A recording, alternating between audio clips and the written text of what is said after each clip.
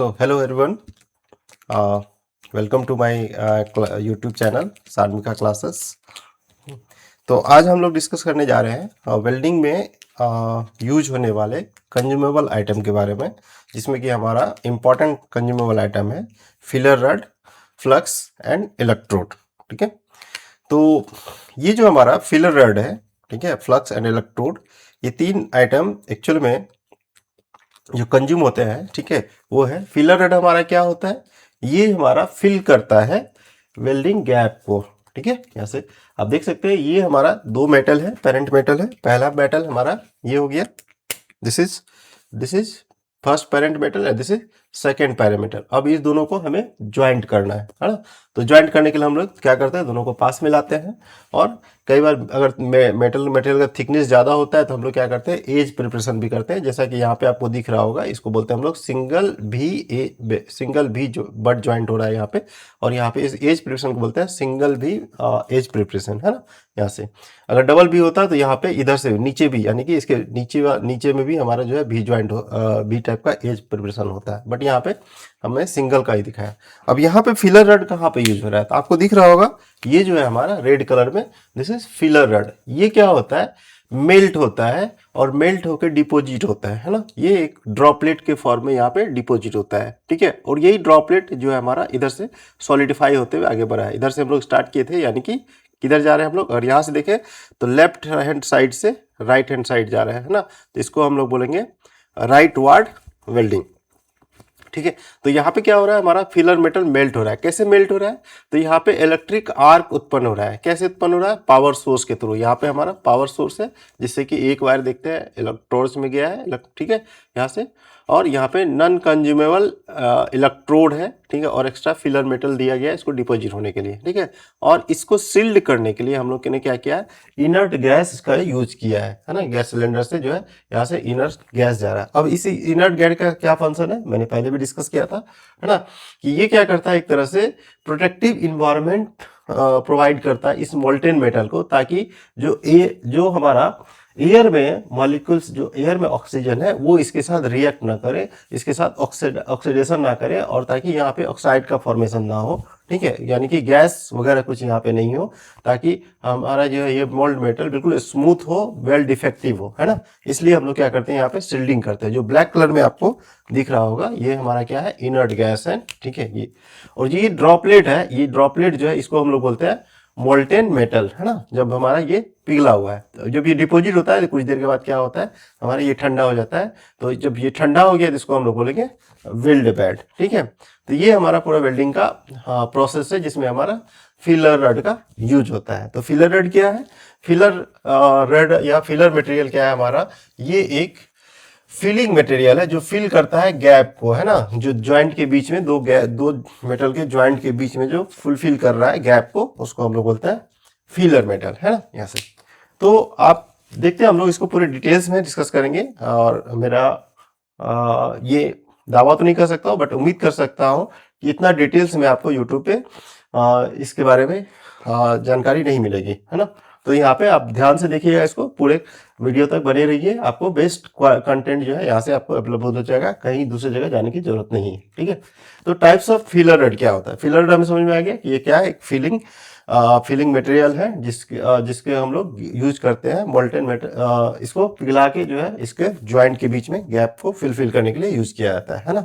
तो ये filler metal कितने तरह का होता है, बेसिकली जो फिलर मेटल है हमारा वो 4 तरह का होता है। जो पहला है वो है हमारा फेरस फिलर मेटल, है ना। फेरस नाम में ही पता है आपको, ये आयरन, इसमें आयरन की कंटेंट ज्यादा होगी, तो परसेंटेज ऑफ आयरन क्या होगा, ज्यादा होगा। तो ये हमारा फिलर रड, है ना, जो फेरस फिलर रड बोलेंगे।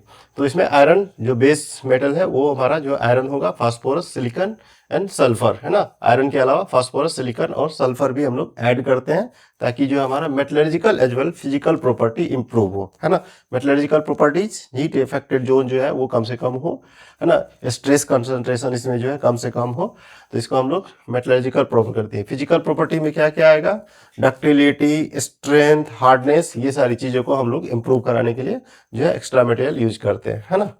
नॉन फेरस मेटल क्या है? तो नॉन फेरस मेटल में क्या होगा? नॉन मीन्स नॉन फेरस, यानी कि फेरस आयरन का नाम है नॉन, जिसमें कि आयरन की कंटेंट कम हो या नहीं के बराबर हो। तो यहाँ पे देख सकते हैं दो ही मटेरियल कॉपर एंड एल्यूमिनियम का हम लोग यूज करते हैं नॉन फेरस मटेरियल के लिए, है ना, यहाँ से। तो इसके यूज के लिए थर्ड है हमारा LY filler rod for ferrous metal. ठीक है, फेरस मेटल के लिए अगर एलवाई का हम लोग यूज करते हैं, जिसमें कि आपको देखिए यहाँ पे तीन कंटेंट जो है iron, carbon and silicon. Carbon का यूज हम लोग हार्डनेस को बढ़ाने के लिए करते हैं। ठीक है, इस तरह से सिलिकॉन का यूज करते हैं हम लोग। तो आयरन प्लस कार्बन और सिलिकॉन ये बेस तीन होगा। इसके अलावा भी हम लोग रिक्वायरमेंट के अनुसार nickel, molybdenum, manganese and chromium का यूज करते हैं। क्रोमियम हम लोग कोरोजन रेसिस्टेंट के लिए यूज करते हैं, है ना। आप गाड़ी में देखते हैं क्रोम फिटिंग बार बार करता है, जहाँ पे बिल्कुल शाइनिंग सरफेस होता है ना, स्टेनलेस स्टील वाला जो शाइनिंग सरफेस होता है, तो उस पर कोरोजन जो नहीं लगता है, इसलिए हम लोग वहाँ पे ज़्यादातर जहाँ पे कोरोजन रेसिस्टेंस मटेरियल बनाना हो, यानी कोरोजन रेसिस्टेंस हमारा वेल्ड करना हो, तो वहाँ पे हम लोग क्रोमियम का यूज करेंगे, है ना। इसी तरह से LY filler rod for non ferrous metal, है ना। नॉन फेरस मेटल के लिए हम लोग जो है एलवाई फिलर रड, तो यहाँ से लेड, निकेल एंड मैग्नीशियम ये बेस मेटल होगा। इसके अलावा हम लोग कॉपर, एल्यूमिनियम और टीन का भी यूज करते हैं यहाँ से। तो चार तरह का हमारा जो है फिलर रड है। ठीक है, आपको याद करने में आसान होगा। पहला है हमारा फेरस मेटल में, दूसरा है नॉन फेरस। इसी तरह से फेरस मेटल एलवाई के लिए, एलवाई के लिए हम लोग ferrous metal and LY ferrous rod for non ferrous material, LY filler rod for non ferrous material के लिए हम लोग यूज करते हैं। तो ये हमारा चार तरह का जो है फिलर रड है। तो अब कौन सा फिलर रड किसके लिए हम लोग यूज करेंगे, वो भी डिपेंड करता है कि हमें ज्वाइंट किस तरह का है, कौन सा बेस मेटल का ज्वाइंट है उसको करना है। इसके अलावा हमारा जो है फिलर रड का साइज जो है ना। अब मेरे पास फिलर रड है, आपको मैं दिखा सकता हूँ, है ना। यहाँ से मैंने किस तरह से जुगाड़ किया है। तो ये तीन तरह का फिलर रड है, ठीक है, हमारे पास। तो पहला जो फिलर रड है, आप देखिए यहाँ से, ये जो है फेरस मटेरियल है, जो कि जंग लग गया होगा, अगर आप ध्यान से देख सकते हैं, अगर फोकस करके देखिए, आप देख सकते हैं। यस, अभी दिख रहा होगा। ये फिर आयरन का है ना, फेरस मेटल का है, देखिए इस पे जंग लग चुका है ना। ठीक है, दूसरा है हमारा नॉन फेरस मेटल, जिसमें कि देखिए कॉपर का जो है कोटिंग है, तो ये बिल्कुल जंग नहीं लगा है, काफी देर से पड़ा हुआ है। तो इसका एक एडवांटेज है हमारा, बट ये कॉस्टली होता है। तो अगर कुछ चीजें अच्छी है तो कुछ उसमें जो है डिफेक्ट भी है। ठीक है, तो ये आपको कॉस्ट इफेक्टिव नहीं है, बट ये हमारा कॉस्ट इफेक्टिव है। तो फेरस मटेरियल के हम लोग इसका यूज करेंगे, और नॉन फेरस मटेरियल के लिए हम लोग इस कॉपर कोटेड मटेरियल का यूज करेंगे। और जो तीसरा है, इसको हम लोग इलेक्ट्रोड बोलते हैं। तो यहाँ पे देखिए ध्यान से, अगर और देखिए, तो ये पतला हुआ पार्ट है, यहाँ पे फिलर मेटल है जो कि माइल्ड स्टील है, और इसके ऊपर जो है फ्लक्स का कोटिंग किया गया है। तो जो इलेक्ट्रोड है वो हमारा एक्चुअल में क्या है, जो इलेक्ट्रोड है वो फिलर मेटल प्लस फ्लक्स का जो है मिक्सचर है। यानी कि मिक्सचर तो नहीं करेंगे, फिलर रड के ऊपर अगर हम लोग ये अगर हमारा फिलर रड है, ठीक है, ये फिलर रड है, तो इसी के ऊपर क्या किया जाता है, जो यहाँ पे फ्लक्स का लेपिंग कर दिया जाता है, कोटिंग कर दिया जाता है ना, कोटिंग कर दिया गया। तो ये हमारा क्या हो गया, है ना, इलेक्ट्रोड हो गया, है ना, इलेक्ट्रोड हो गया। ठीक है, तो ये कोर जो है, इसके अंदर में जो है ये हमारा मेटल है, फिलर मेटल, और इसके ऊपर जो है कोटिंग किया गया है फ्लक्स का, तो इसको हम लोग इलेक्ट्रोड बोलते हैं। तो बेसिकली आजकल ज्यादातर यूज यही होता है ना, क्योंकि इजी है, बार बार हमें जो कोई फ्लक्स वगैरह लेके नहीं जाना होता है। एक इलेक्ट्रोड जो है एक पैकेट में आता है फॉर्म, हम लोग को जहाँ यूज करना होता है पोर्टेबल में, यहाँ पे ले जाते हैं, उसको यूज करते हैं। ठीक है, तो ये तीन था हमारा कंज्यूमेबल आइटम का। तो अभी फिलर रड के बारे में हम लोग देखा, कैटेगराइजेशन देखा। अब इसका जो है हमारा साइज, जो फिलर रड का साइज होता है, वो इसके डायमीटर से मेजर किया जाता है ना, ये डायमीटर। तो अलग अलग डायमेंशंस में इसका जो है साइज होता है। 1 mm से स्टार्ट होता है, 1 से 1.2 mm, 1.5 mm, 2 mm, 2.3 mm। तो ये जो हमारा साइज है 1 mm to size of filler rod, ठीक है। ये 1 to 4 mm के लिए, 4 mm के हम लोग यूज करते हैं। लेस देन 5 जो पतला जो थिनर मेटल होगा उसके लिए हम लोग यूज करते हैं। ठीक है, तो 1 to 5 mm जो है हमारा यूज होता है माइल्ड स्टील के लिए, लेफ्ट वार्ड में माइल्ड स्टील के लिए।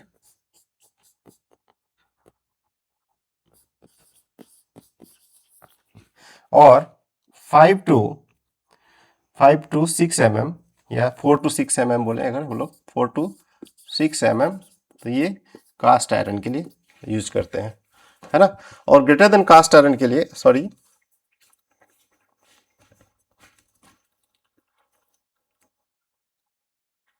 ग्रेटर देन 6 mm के लिए, ये ग्रेटर देन 6 mm के लिए हम लोग जो है cast iron, greater than 6 mm के लिए कास्ट आयरन, 1 to 4 मीटर के लिए हम लोग माइल्ड स्टील का यूज करते हैं।